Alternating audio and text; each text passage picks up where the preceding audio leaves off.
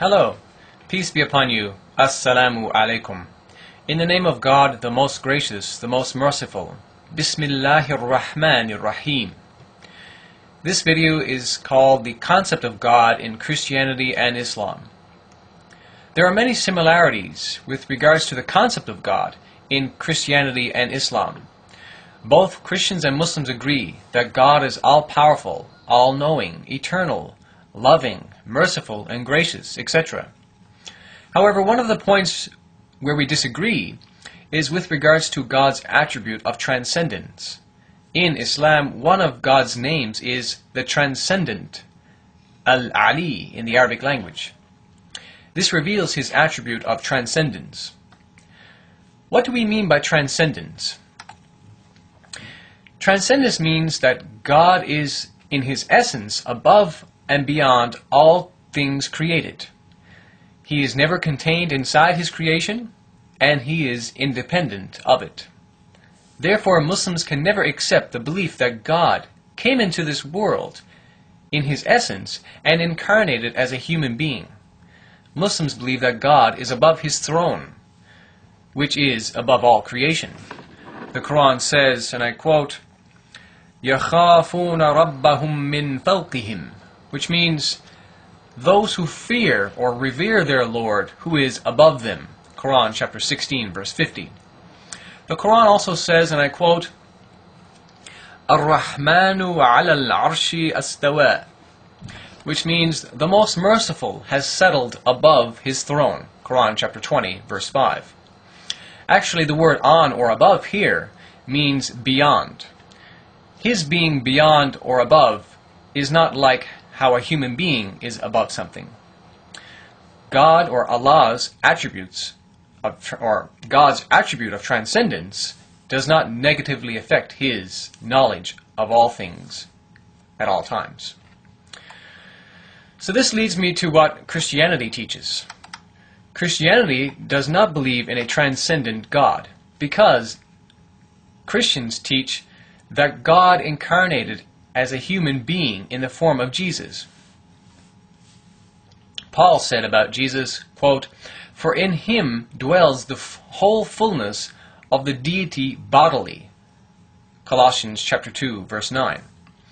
Christianity gives God an attribute called omnipresence, which means present everywhere at the same time, whether at a specific time in history or at all times. The word everywhere, of course, includes in his creation. The reason Christians give for this belief that God became a man is that God needed to become a man in order to show his grace to us and his love, etc.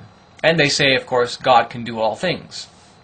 But in the Islamic theology, God does not need to become a man to do this. He controls all creation, shows us his mercy and his grace and love, etc., while remaining transcendent.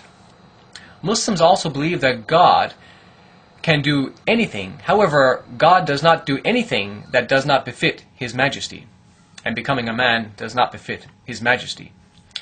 To say God needed to do something is like saying God is limited, and limitations, of course, are attributes of creation, not of God. What Christianity has done is destroyed the faith in God's divine attribute of transcendence by giving him a location at one time in history. He was allegedly located in the body of Jesus on earth in Palestine 2,000 years ago. This, of course, from an Islamic perspective, is a blasphemy. And location is another attribute of the creation. God transcends even location. Muslims do not give God a location.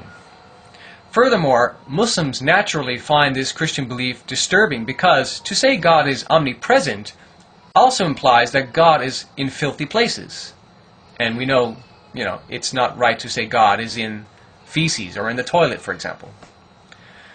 So in summary, Islam teaches us that God is transcendent, the Most High, the Majestic, and Infinite, while Christianity teaches that God is not transcendent, but is omnipresent, one who incarnated and took on finite human attributes.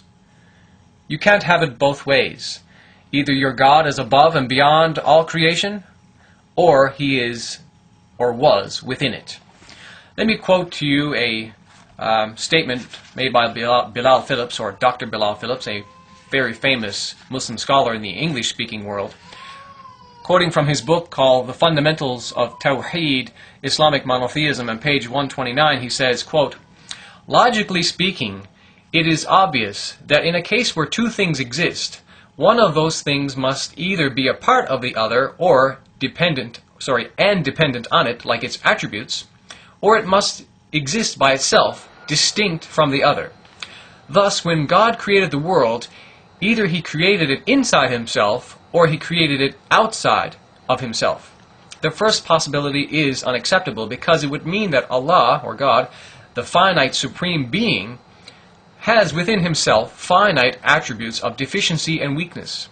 Therefore, he must have created the world outside of himself, as an entity distinct from himself yet depending on him. Having created the world outside of himself, he either created it above himself or below himself. Since human experience nowhere confirms prayer downwards, and being below creation contradicts God's majesty and supremacy, God must therefore be above his creation and distinct from it.